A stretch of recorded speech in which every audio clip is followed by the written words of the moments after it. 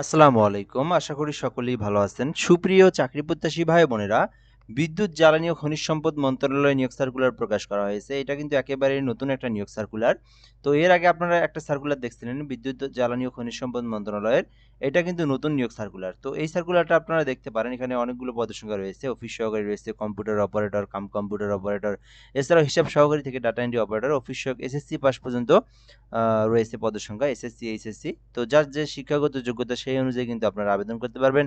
আর এটা কিন্তু সরকারি স্থায়ী একটা নিয়োগ সার্কুলার। তো আজকে আমরা এই সার্কুলারটা নিয়ে বিস্তারিত আলোচনা করা হবে বা আলোচনা করব আমরা এখান থেকে। পদের নাম, পদের সংখ্যা, বেতন স্কেল, কিভাবে আপনারা আবেদন করবেন সকল কিছুই এই ভিডিওর মাধ্যমে সুন্দর করে দেখে বুঝিয়ে দেওয়ার চেষ্টা করব। তো আপনি যদি একজন চাকরি প্রত্যাশী হয়ে থাকেন তাহলে অবশ্যই আমাদের চ্যানেলটিতে সাবস্ক্রাইব করে রাখবেন। আমাদের এই চ্যানেলে বাংলাদেশের সকল সরকারি নিয়োগ সার্কুলারগুলো আমরা আপলোড দিয়ে থাকি। তো অবশ্যই এই চ্যানেলে সাবস্ক্রাইব করে আমাদের সঙ্গে যুক্ত থাকবেন। প্রধান বিদ্যুৎ পরিদর্শকের দপ্তরের রাজস্ব খাতভুক্ত নিম্নোক্ত পদসমূহে অস্থায়ী ভিত্তিতে সরাসরি জনবল নিয়োগের জন্য পদের পাশে বর্ণিত শর্তে প্রকৃত বাংলাদেশী নাগরিকদের নিকট থেকে অনলাইন আবেদনের জন্য আহ্বান করা যাচ্ছে। অর্থাৎ এটা হচ্ছে প্রধান বিদ্যুৎ পরিদর্শক অধিদপ্তরের একটা নিয়োগ সার্কুলার, যেটা রাজস্ব খাতভুক্ত স্থায়ী নিয়োগ সার্কুলার। বাংলাদেশের যে কোনো জেলার যে কোনো প্রার্থী চাইলেই কিন্তু আবেদন করতে পারবে। আর আবেদন করতে অনলাইনে আবেদন করা যাবে। ১ নম্বর পদের নাম অফিস সহকারী, যেটা ১৬ গ্রেডে একটি পদ রয়েছে। আবেদন করতে উচ্চ মাধ্যমিক পাস লাগবে, অর্থাৎ এইচএসসি পাস করা থাকলে আবেদন করতে পারবেন। আর ৬ মাস মেয়াদী একটা কম্পিউটারের সার্টিফিকেট লাগবে, যেখানে আপনার MS Word, Excel, PowerPoint সম্পর্কে বেসিক যাদের নলেজ আছে, যাদের এক্সপিরিয়েন্স রয়েছে, তারা কিন্তু অফিস সহকারী পদে আবেদন করতে পারবেন। এখানে কিন্তু বা যে গতি যেটা সেটা হচ্ছে বাংলায় ২০ শব্দ এবং ইংরেজিতে ২০ শব্দ এবং কম্পিউটার টাইপের একটা গতি যেটা, সেটা থাকলে কিন্তু আবেদন করতে পারবেন। আর শিক্ষাগত যোগ্যতা এইচএসসি পাস থাকলে আবেদন করতে পারবেন। ২ নম্বরে রয়েছে অফিস সহকারী কাম কম্পিউটার মুদ্রাক্ষরিক, ১৬ গ্রেডে ৩টি পদ রয়েছে। আবেদনের জন্য উচ্চ মাধ্যমিক সার্টিফিকেট বা সমমান পরীক্ষায় উত্তীর্ণ থাকতে হবে, অর্থাৎ এইচএসসি পাস করা থাকলে আপনারা অফিস সহকারীতে আবেদন করতে পারবেন। এটাও কিন্তু আপনার কম্পিউটার সম্পর্কে বেসিক নলেজগুলো আপনার জানা থাকতে হবে। বেসিক্যালি এখানে কম্পিউটার টাইপের কাজ করা হয়, কাজ করতে দেয় ব্যবহারিক পরীক্ষায়। তো যাদের কম্পিউটার সম্পর্কে অভিজ্ঞতা রয়েছে, কম বেশি রয়েছে, টাইপ করতে পারেন আর এইচএসসি পাস করছেন, আপনারা কিন্তু অফিস সহকারী কাম কম্পিউটার মুদ্রাক্ষরিক এইটাতে আবেদন করতে পারবেন। ৩ নম্বরে রয়েছে কম্পিউটার মুদ্রাক্ষরিক কাম অফিস সহকারী, যেটা ১৬ গ্রেডে একটি পদ রয়েছে। এইটার অভিজ্ঞতা এবং শিক্ষাগত যোগ্যতাও একই। তো এখানেও এইচএসসি পাস থাকতে হবে এবং কম্পিউটার সম্পর্কে বেসিক অভিজ্ঞতা থাকতে হবে। ৪ নম্বরে হিসাব সহকারী রয়েছে, যেখানে একটি পদ রয়েছে। এখানে আবেদনের জন্য আপনার শিক্ষাগত যোগ্যতা চাওয়া হয়েছে উচ্চ মাধ্যমিক, অর্থাৎ এইচএসসি পাস করা থাকলে হিসাব সহকারী পদে আবেদন করতে পারবেন। এখানেও কিন্তু অবশ্যই আপনাকে কম্পিউটার সম্পর্কে বেসিক নলেজগুলো আপনার জানা থাকতে হবে, যেমন MS Word, MS Excel, PowerPoint সহ আপনার অভিজ্ঞতা থাকতে হবে, তাহলে আপনি আবেদন করতে পারবেন।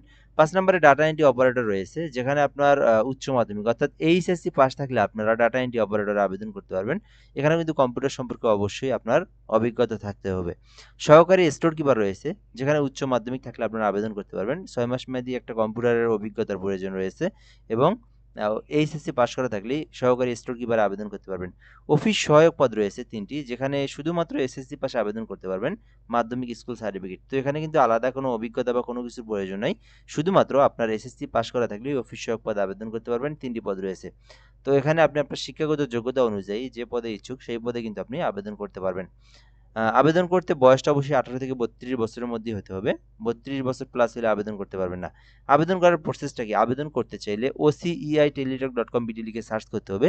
লিখে আপনারা যে ফর্ম পাবেন ওখান থেকে এপ্লাই নাও অপশনে ক্লিক করে আপনারা আপনার সকল তথ্য পূরণ করে আবেদনটা করতে হবে। আর আবেদনটা কিন্তু ৩১শে মার্চ পর্যন্ত চলমান থাকবে, অর্থাৎ এইটা হচ্ছে মার্চ মাস। এই মাসের শেষ দিন পর্যন্ত আপনারা আবেদন করতে পারবেন। আর নিজের আবেদন করতে চাইলে oceiteletalk.com বিডি লিখে সার্চ করে আপনাদেরকে আবেদন করতে হবে। এরপরে ফি জমা দিতে হবে। আবেদন করার পর আপনারা ফি জমা দিবেন কিভাবে? ফি জমা দেওয়ার প্রসেসটা হচ্ছে ১ থেকে ৬ এর মধ্যে কেউ আবেদন করলে ১৬ গ্রেডের যে সরকারি ফি ৳১১২ জমা দিতে হবে।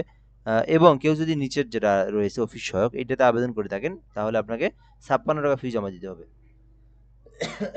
আচ্ছা, এরপর আমরা এখান থেকে দেখব কিভাবে আপনি ফি জমা দিবেন। ফি জমা দেওয়ার প্রসেসটা হচ্ছে, প্রথম এসএমএসে আপনাদেরকে টাইপ করতে হবে ওসিআই, লিখে আপনারা ইউজার আইডি লিখবেন। তারপরে আপনারা 16322 নাম্বার সেন্ড করে দিবেন।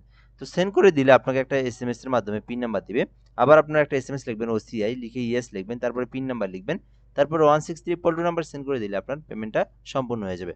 তো এই ছিল মূলত বিষয়। যারা এই সার্কুলারে আবেদন করবেন, আবেদনটা করতে পারেন। এটা একটা সরকারি স্থায়ী একটা নিয়োগ সার্কুলার। তো এ পর্যন্তই। এই সার্কুলার নিয়ে কোনো কিছু জানার থাকলে কমেন্টে জানাতে পারেন। ইনশাআল্লাহ আমরা রিপ্লাই দিয়ে জানিয়ে দেওয়ার চেষ্টা করব।